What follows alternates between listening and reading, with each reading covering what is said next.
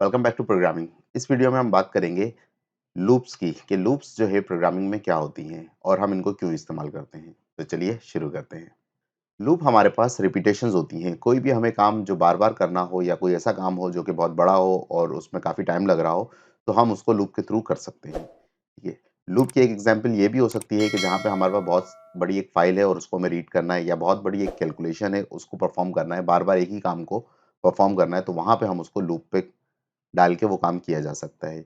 Loop की ज़रूरत हमें यहाँ भी पड़ती है कि जहाँ हमें बार-बार एक ही काम करवाना हो, यानी कि हम एक लाइन लिख रहे हैं और वही लाइन रिपीटेडली हमें बार-बार परफ़ॉर्म करानी हो। फॉर एग्ज़ाम्पल हमें 1000 मर्तबा कोई एक चीज़ लिखनी है, तो वो 1000 मर्तबा हम किस तरीके से उसको लिखेंगे, या फिर हम कहते हैं कि हमें सीरियल नंबर प्रिंट आउट करना है कि 1 से लेके 1000 तक या 10,000 मर्तबा एक ही काम परफ़ॉर्म करना है, तो हम console.writeline 10,000 मर्तबा लिखेंगे या 1000 मर्तबा लिखेंगे, तो हम उस चीज़ को लूप में डाल के बार-बार अपनी मर्ज़ी से जितनी मर्तबा चाहें उसको करवा सकते हैं।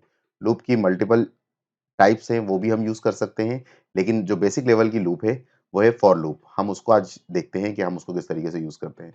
तो फॉर लूप नॉर्मली डिफाइन की जाती है कि हमारे पास एक सेट ऑफ डेटा है, यानी कि हमारे पास एक लिमिट डिफाइन है कि हमें 1 से लेके 1000 मर्तबा एक काम करना है। तो 1 से लेके 1000 मर्तबा एक डिफाइंड चीज़ है, यानी एक डिफाइंड नंबर है जिस पे हमें वो चीज़ परफ़ॉर्म करनी है। तो हम डिफाइंड चीज़ को यूज़ करने के लिए लूप का इस्तेमाल कर सकते हैं। ठीक है? तो इसको किस तरीके से लिखते हैं, हम यहाँ पे आते हैं अपने विजुअल स्टूडियो में और यहाँ पे हम बात करते हैं कि हम फॉर लूप लिख रहे हैं, तो हम फॉर लिखेंगे और डबल टैप प्रेस करेंगे। ठीक है? फॉर को जब हमने लिखा तो सी शार्प ने हमें उसका एक सिंटैक्स लिख के खुद से दे दिया। अब ये किस तरीके से कि हमने लिखा फॉर, ब्रैकेट ओपन किया और ब्रैकेट में हमने लिखा आईएनटी आई, यानी कि हम जिस तरीके से एक वेरिएबल डिक्लेयर करते हैं, तो एक वेरिएबल हमने डिक्लेयर कर दिया आईएनटी आई, जिसकी वैल्यू है 0।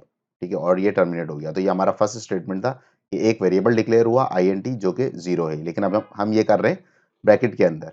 फिर हमने यही चीज़ आई यूज़ किया, कौन-सा वाला जो हमने थोड़ी देर पहले डिक्लेयर किया था, और इसको कहा कि इसकी लेंथ कितनी होगी। ठीक है? लेंथ यहाँ पे अभी क्योंकि हमने डिफाइन नहीं की तो ये एरर दे रहा है, तो हमें बताना है कि फॉर एग्जांपल हमें एक काम करना है 1000 मर्तबा। ठीक है? तो फॉर आई 0 और आई जो है वो लेस देन है 1000 से, यानी कि 0 से लेके 999 तक ये काम करेगा। ठीक है? 999 के बाद 999 जो है वो 1000 से छोटा है, तो ये वहाँ तक ये कंडीशन इसकी मीट हो जाएगी, तब तक ये रिपीट करता रहेगा ये काम। ये वाला काम जो भी इस ब्लॉक में हम लिखेंगे, वो मल्टीपल टाइम रिपीट होगा जब तक ये हमारा आई चल रहा है। ठीक है? तो आई की वैल्यू किस तरीके से इंक्रीज़ होगी, तो फॉर के लूप में ही हम यहाँ पे एक अदद लिख देते हैं आई प्लस प्लस। आई प्लस प्लस का मतलब ये है कि आई की जो भी वैल्यू थी, उसकी एक वैल्यू प्लस हो जाएगी। ठीक है? अब होता क्या है लूप के अंदर, ये लूप के अंदर ये जो स्टेटमेंट हम यहाँ लिखेंगे इस एरिया में, ठीक है? लूप स्टेटमेंट, ठीक है? जो हमें रिपीटेड काम कराना है, वो हम यहाँ लिखेंगे। तो जब हम यहाँ पे जो भी काम लिखेंगे, फॉर एग्ज़ाम्पल हमने कहा कि कंसोल डॉट राइट लाइन, और हमने वही सिंपल अपनी एग्ज़ाम्पल कर ली, हेलो वर्ल्ड। ठीक है? तो हमने console dot write line hello world लिख दिया। अब हमने लिखने को तो एक दफ़ा लिखा है, लेकिन हमने इसको डाल दिया है लूप के अंदर। तो ये जो ब्लॉक है, ये कितनी दफ़ा चलेगा वो हमने डिफाइन कर दिया यहाँ पे लूप के अंदर। तो i इज़ इक्वल टू 0, तो पहली दफ़ा i 0 से स्टार्ट होगा और वो जाके प्रिंट करेगा, और जब ये स्टेटमेंट खत्म होगा तो वो यहाँ पे i की वैल्यू प्लस कर देगा, यानी कि i की वैल्यू जो 0 थी तो अगले चक्कर में वो 1 हो जाएगी। तो 1 होने के बाद दोबारा से ये स्टेटमेंट चेक होगा कि i जो है वो 1000 से छोटा है, तो i 1000 से छोटा है, यानी कि i 1 है, तो ये लूप चलेगा और ये मल्टीपल टाइम्स चलता रहेगा और हर बार i की वैल्यू बढ़ती जाएगी। तो 100 हो जाएगी, 999 हो जाएगी, उसके बाद 1000 हो जाएगी। तो जब 1000 हो जाएगी तो 1000 इज़ लेस देन 1000 नहीं होगा, ये कंडीशन फॉल्स होगी, तो वो यहाँ से बाहर आ जाएगा। और फिर अगर हम यहाँ पे कुछ लिखना चाह रहे हैं कि कंसोल डॉट राइट लाइन, और यहाँ पे हम लिख देते हैं कि loop ended.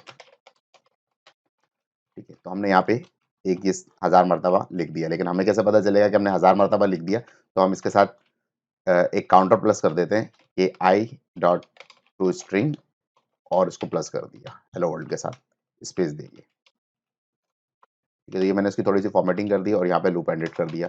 Console dot read line कर देते हैं ताकि ये एंड पे स्टॉप हो जाए, और इसको रन करते हैं। ठीक है? तो हमारा प्रोग्राम बिल्ड होगा, और बिल्ड होने के बाद इसने जो है वो लूप चलना शुरू हुई, और लूप चल के यहाँ पे लूप एंड हो गई, और अगर हम ऊपर देखें तो ये 1000 मर्तबा इसने वही एक काम को कर दिया। तो इस तरीके से बेसिकली लूप्स काम करती हैं। हमारे पास और भी लूप्स हैं जिनको हम आगे किसी वीडियो में कवर कर रहे होंगे। अभी फ़िलहाल हमने बात की है फॉर लूप की। इसको एक दफ़ा ज़रूर ट्राई कीजिएगा और मेक श्योर कीजिएगा कि आपको ये चीज़ समझ आई है। अगर नहीं आई तो आप इसको कमेंट बॉक्स में मेंशन ज़रूर कीजिएगा। मैं इस पे जो है वो फिर अगर ज़रूरत पड़ी तो एक और वीडियो बना देंगे। हमारे इस चैनल को अगर आपने अभी तक सब्सक्राइब नहीं किया है तो इसको सब्सक्राइब कर लीजिए और बेल आइकन को प्रेस कर दीजिए।